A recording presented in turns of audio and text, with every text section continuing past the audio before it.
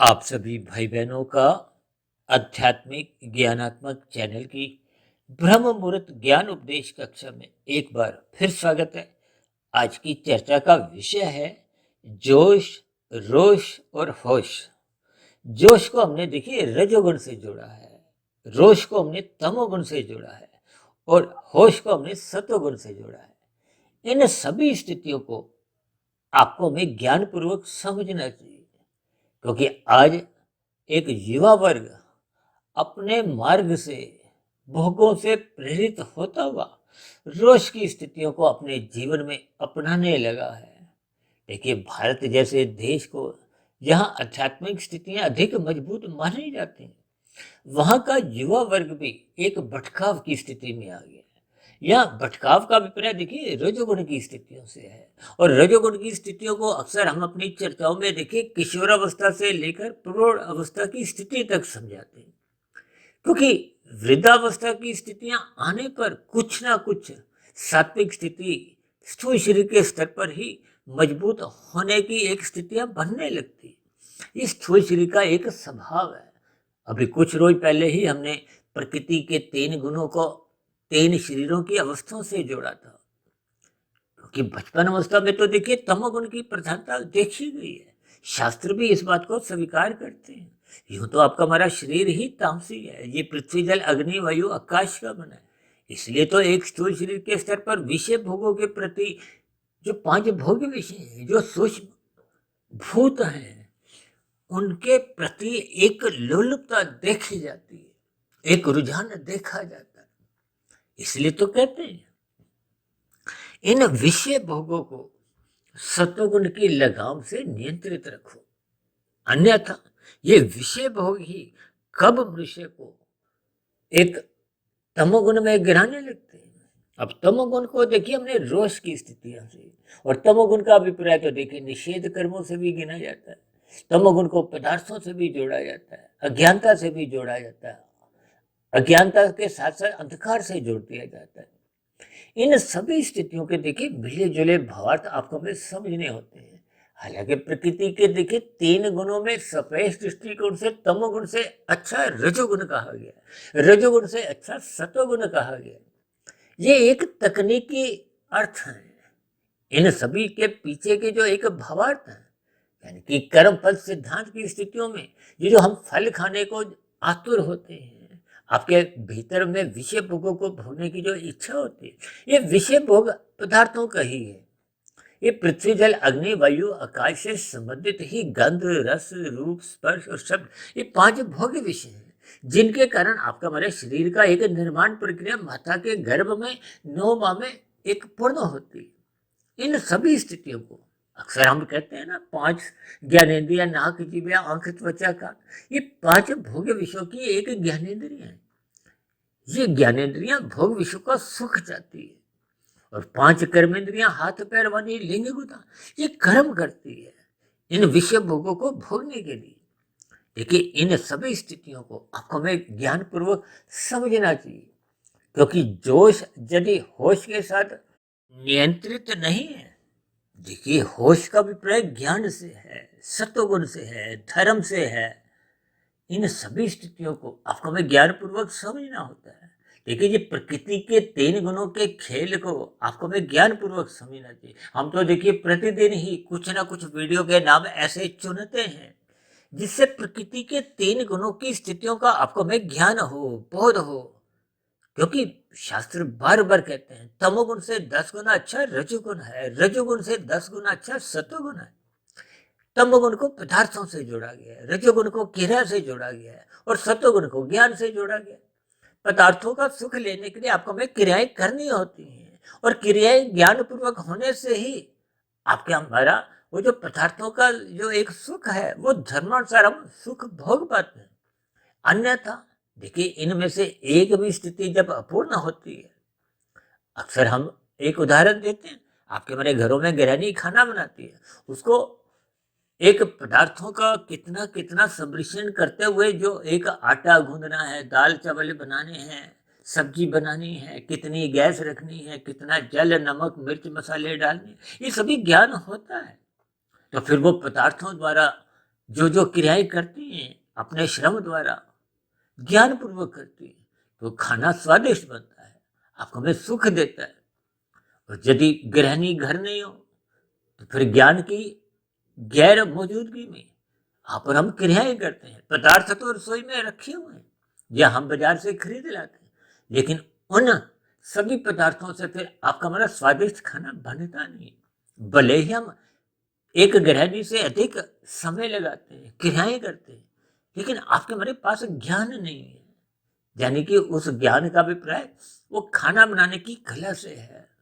इस सभी स्थिति को आपको मैं ज्ञान पूर्वक यह बात समझ में आती, उसी ज्ञान को ही इन 3 गुणों से आपको हमें समझना है। प्रकृति के 3 गुणों की स्थितियों को समझते समझते स्थूल शरीर, सूक्ष्म शरीर, कार्य शरीर की स्थितियों को समझना है। देखिए, स्थूल शरीर का उतना महत्व नहीं है जितना महत्व आपके हमारे सूक्ष्म शरीर का है, और सूक्ष्म शरीर से भी अधिक महत्व कारण शरीर का है, क्योंकि कारण शरीर की परछाई को हो या उसका प्रभाव को हो, परिणाम को हो, वो आत्मा पे पड़ता है। हम सभी भाई बहन चेतन स्वरूप आत्माएं हैं। आत्मा का अभिप्राय क्या है कि हम सभी भाई बहन अनादिकाल से ये संसारी विषय भोगों में, माया के 5 विषय भोगों की जो एक आसक्ति है, लोलुपता है, इनमें बंधे हुए हैं, जिसके फलस्वरूप ये 84 लाख प्रकार की जोनियों का एक बंधन हम सभी भाई बहनों के ऊपर एक बंधा हुआ है।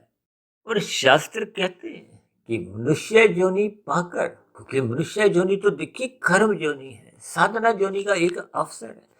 यदि हम साधना नहीं भी करते, यानी कि हम कर्म योग, ज्ञान योग, भक्ति योग की स्थितियों में यदि हम स्थित नहीं भी होते, तब भी प्रकृति की व्यवस्था आपको में कोई दंड नहीं देती, लेकिन शास्त्र उस स्थिति विशेष में आपको में दंड देते हैं। ये जो नीचे की 80 लाख प्रकार के शरीर हैं, योनियां हैं, वो सभी दंड भोगती हैं। किस लिए? कि मनुष्य योनि में जिसमें आप और हम स्थित हैं। देखिए, आज की वीडियो का बनाने की जो मुझे प्रेरणा मिली, अब भारत जैसे आध्यात्मिक देश में कुछ ऐसे कानून की एक स्थितियां बिगड़ी हुई हैं।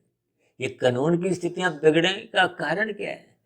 कुछ युवा वर्ग, कुछ एक प्रौढ़ अवस्था की स्थितियों में आकर भी अपने कुछ व्यक्तिगत स्वार्थों के लिए विभिन्न प्रकार के आंदोलनों की एक छाया में एक उपद्रव मचाते हैं। देखिए, जब सरकारी संपत्ति की तोड़फोड़ की जाती है, तो ये सभी सरकारी संपत्ति देखिए एक पदार्थ है जो आपके हमारे सबके ही एक उपयोग के लिए। ये प्रकृति की जितनी भी स्थितियां हैं, इन सभी स्थितियों का आपको में सदुपयोग करना होता है। यानी कि इन सभी स्थितियों को आपको हमारे स्थूल शरीर की अवस्थाओं की पूर्ति तक एक उपयोग में लेना है। जब जब हम तोड़ फोड़ की स्थितियों में आते हैं, ये उपद्रव की स्थितियों में आते हैं, ये रोष की स्थिति है, ये तामसी स्थिति है, ये तामसी स्थितियां अन्य मनुष्यों के लिए दुखदायी होती हैं। आज समाज में कुछ ऐसे आंदोलन होते हुए दिखाई देते हैं जिनके फलस्वरूप एक साधारण मनुष्य को, एक पब्लिक को, यानी कि आपको हमें, जो एक साधारण राजसी सात्विक स्थितियों में अपना जीवन गुजार रहे हैं, उनको कष्ट होता है, उनको पीड़ा होती है। तो फिर ऐसी स्थितियों में कानून की जो एक व्यवस्था है, वो धर्म की जो एक स्थितियां हैं, वो डामाडोल होने लगती है, जिसके फलस्वरूप समाज में एक असामाजिक तत्वों द्वारा ये जो रोष की स्थितियां उत्पन्न होने लगती है। अब रोष का अभिप्राय ये है, ये तमोगुण की स्थिति है, ये एक निंदनीय कर्म कर जाते हैं। अब निंदनीय किए गए कर्मों का तो देखिए कर्माशय बनता है, बुरे संस्कार बनते हैं। भले ही यहाँ की कानून व्यवस्था में ऐसे मनुष्यों को दंड ना भी मिले किसी कारणवश भी, लेकिन परमात्मा की व्यवस्था में कर्मफल सिद्धांत के अनुसार इन सभी किए गए पाप कर्मों का देर सवेर आपको में दंड भोगना पड़ता है। प्रतिकूल परिस्थितियों में अपना जीवन फिर बिताना पड़ता है। ये जो नीचे की 80 लाख प्रकार की ताप से निंदनीय जोनि है, फिर उन जोनियों में जाकर ये जो मनुष्य जोनि में हम जो पाप कर्म कर जाते हैं, जिनका एक साधारण मनुष्य को सत्संग के अभाव में, यानी कि होश है नहीं। अब होश नहीं है तो फिर ये जोश और रोष की स्थिति, यानी जब जोश होश द्वारा नियंत्रित नहीं होता। इसलिए तो हमने देखी ये जो आज की वीडियो के नाम में एक सभी नामों के बीच में एक मध्य में एक सफेद रंग का प्रश्न चिन्ह लगाया है ताकि हम इस पर चिंतन करें, विचार करें। हम सभी भाई बहन देखिए मनुष्य योनि में है। आपका हमारा छोटे से छोटा कर्म भी लिखा जाता है। कर्म फल सिद्धांत के अनुसार फिर किए गए कर्मों का आपको भी फल भोगना पड़ता है। ये जो नीचे की 80 लाख प्रकार की जोनियों में ऐसी कितनी ही जोनी है जिनके मनुष्य आज नाम सुनकर भी देखिए घबरा उठता है। फिर उन जोनियों विशेष में वो दुखमय जीवन, कष्टमय जीवन भोगना पड़ता है। देखिए उन जोनियों में भी आज जितने जीव हैं वो भी आपके हमारे समान कभी ना कभी मनुष्य योनि में ही थे।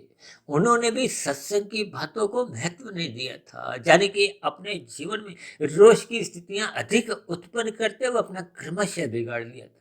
देखिए क्रमशः तभी बिगड़ता है जब आपका हमारा रजोगुण अमर्यादित होता है। रजोगुण अमर्यादित होने का अभिप्राय क्या है? ये विषय भोगों की स्थितियां जब आपके हमारे जीवन में व्यक्तिगत स्वार्थों से एक जुड़ी रहती हैं, यानी कि आपके हमारे जीवन में विषय भोगों की ही एक लोलुपता आपको हमसे पाप कर्म करवाने लगती है। जब हम अपने कर्तव्य कर्मों से चुस्त होते जाते हैं, निभाते नहीं हैं, यानी कि धर्म की स्थितियों से हम मुंह फेर लेते हैं, सतोगुण की न्यूनता बनी रहती है, हम शास्त्रों का स्वाध्याय नहीं करते, गुरु के प्रवचनों को सुनते नहीं हैं, सरकारी कानूनों की अवहेलना कर जाते हैं, तो ये सभी स्थितियां होश की, सतोगुण की एक गैर मौजूदगी के कारण होता है।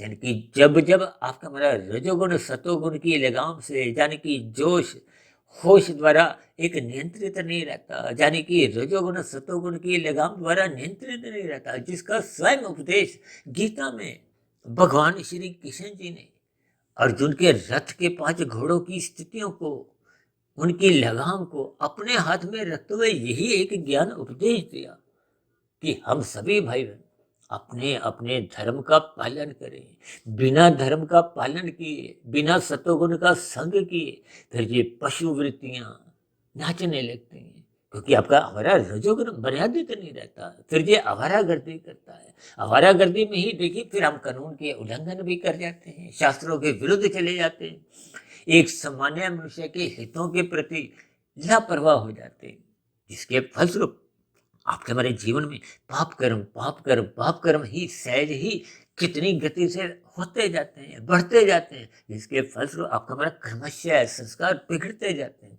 ये बिगड़ा हुआ कर्मशय यानी कि संचित कर्मों की स्थितियां बिगड़ जाती हैं, और तो शरीर की मृत्यु तो देखिए सबके साथ ही एक निश्चित समय के बाद आती है।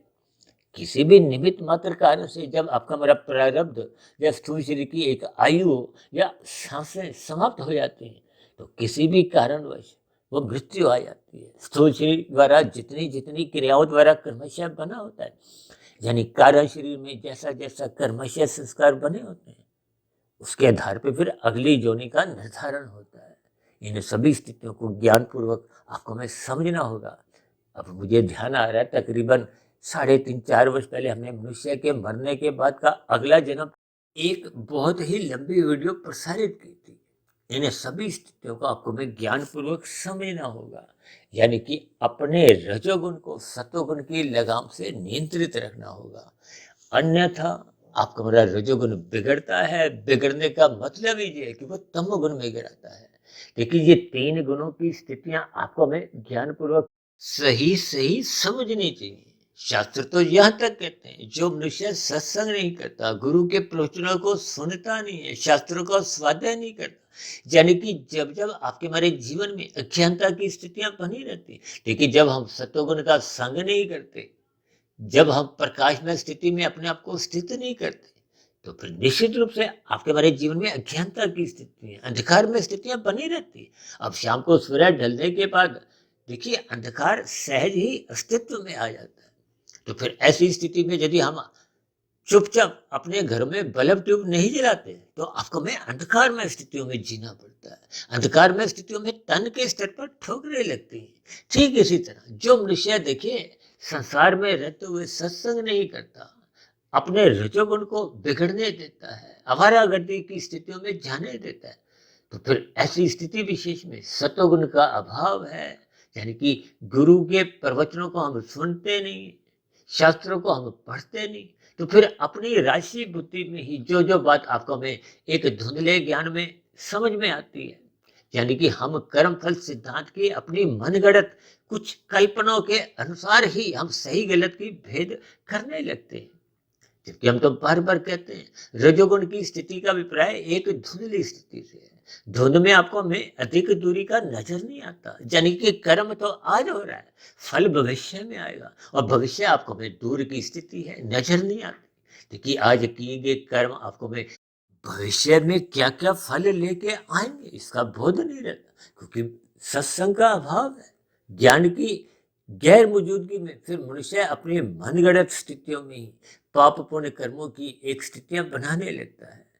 इसी तरह तो देखिए तामसिक मनुष्य जो रोषमय स्थिति है, एक निंदनीय कर्म करता है, वो अपने निंदनीय कर्मों को भी सही ठहराता है, क्योंकि वो अज्ञानता में। हम तो देखिए तमोगुण की स्थिति को तारे के प्रकाश से जोड़ते हैं, रजोगुण की स्थिति को चांद के प्रकाश से जोड़ते हैं, और सत्वगुण की स्थिति को सूर्य के प्रकाश से जोड़ते हैं। इन तीनों के प्रकाश में कितना कितना अंतर है आप और हम स्वयं ही अनुभव कर सकते हैं। यानी कि तामसी मनुष्य, राजसी मनुष्य और सात्विक मनुष्यों की मन स्थिति को हो, ज्ञान की स्थिति आप स्वयं ही अंदाजा लगा सकते हो। इसीलिए तो शास्त्र यहाँ तक कहते हैं जो मनुष्य सत्संग नहीं करता, तो फिर ऐसे मनुष्यों के जीवन में धर्म आधा अधूरा रहता है। धर्म की मर्यादाएं जब कमजोर होती हैं तो फिर ये अर्थ और काम बिगड़ने लगते हैं।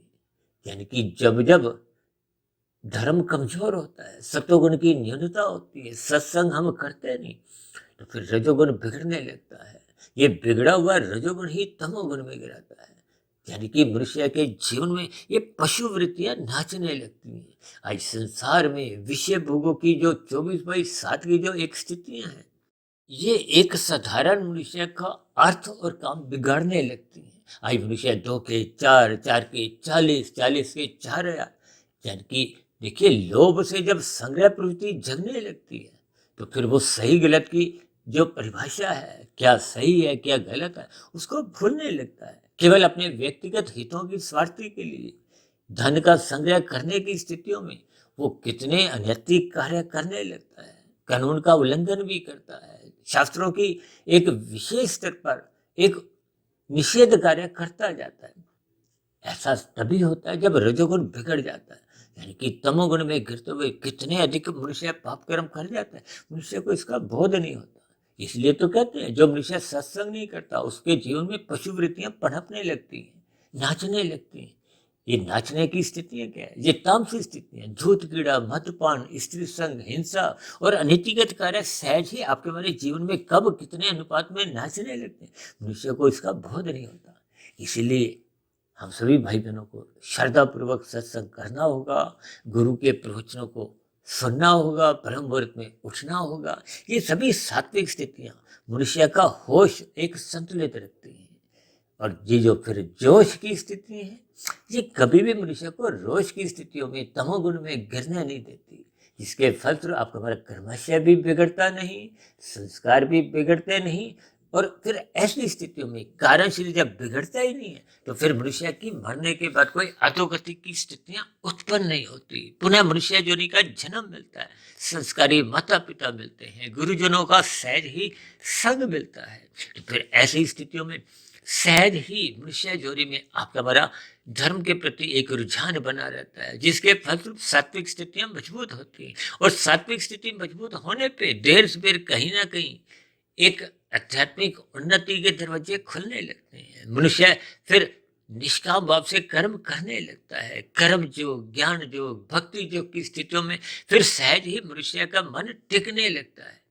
तो फिर उस स्थिति विशेष से, यानी कि योग की स्थिति विशेष बनने से मनुष्य की आध्यात्मिक उन्नति होते होते कारण शरीर शुद्ध होता जाता है, और ये शुद्ध होने की प्रक्रिया जैसे जैसे बढ़ती जाती है, पूर्ण स्थिति जब कारण शरीर में बन जाती है, बुरे संस्कार दग्ध बीज हो जाते हैं, कारण शरीर में पूर्ण रूप से शुद्धिकरण हो जाता है, तो फिर आत्मा पर किसी भी प्रकार का कोई आवरण नहीं होता, आत्मा अपने मूल स्वरूप में लौट आती है। यानी कि स्थूल शरीर के रहते रहते जब कारण शरीर पूर्ण रूप से शुद्ध हो जाता है, तो फिर शुद्ध कार्यशील पे आत्मा की कोई भी प्रकार की एक बुरी परछाई नहीं रहती। आत्मा अपने मूल स्वरूप में लौट आती है और स्थूल शरीर की मृत्यु पे फिर वो माया की स्थिति में आपको मैं फिर आध्यात्मिक शरीर की मोक्ष की स्थिति की एक आनंद स्वरूप स्थिति की प्राप्ति होती है। तो ऐसी सभी शुभ स्थितियां बनाने के लिए सर्वप्रथम मनुष्य को सत्वगुण का संग करना होगा, अपना जीवन होश में बिताना होगा, धर्म की मर्यादाओं में रहते हुए अपने रजोगुण को एक मर्यादित रखना होगा, ताकि हम एक तामसी निंदनीय कर्मों से बचें, कानून का पालन करें, शास्त्रों के अनुसार अपनी दिनचर्या व्यवस्थित संतुलित अनुशासित बनाएं। ऐसी सभी शुभ स्थितियां हम सभी भाई बहनों के जीवन में भी बनने लगी, ताकि हम सभी भाई बहनों का जीवन एक व्यवस्थित हो, अनुशासित हो, धार्मिक हो, ताकि हम सभी भाई बहन अपने अपने कर्तव्य कर्मों को प्रसन्नता पूर्वक ईमानदारी से निभाएं। और ये जो रोष की तामसी निंदनीय स्थिति है, इनसे तो अवश्य ही हम बचें। तो चर्चा विशेष को यहीं विश्राम देते हैं। शाम को फिर मिलते हैं संध्या बेला ज्ञान कक्षा में। तब तक आप अपने आध्यात्मिक मित्र सुधीर भाटिया फकीर को इजाजत दें। फिर भी आज की वीडियो संबंधित आपके मन में किसी प्रकार का कोई प्रश्न हो, कोई मेरी कही गई बातों पर आपको कोई आपत्ति हो, शिकायत हो, तो आपके प्रश्नों का, सुझावों का और शिकायतों का नीचे दिए गए कमेंट्स बॉक्स पर सदा ही स्वागत है। इस चर्चा विशेष को ध्यानपूर्वक सुनने के लिए आप सभी भाई बहनों का बहुत बहुत धन्यवाद।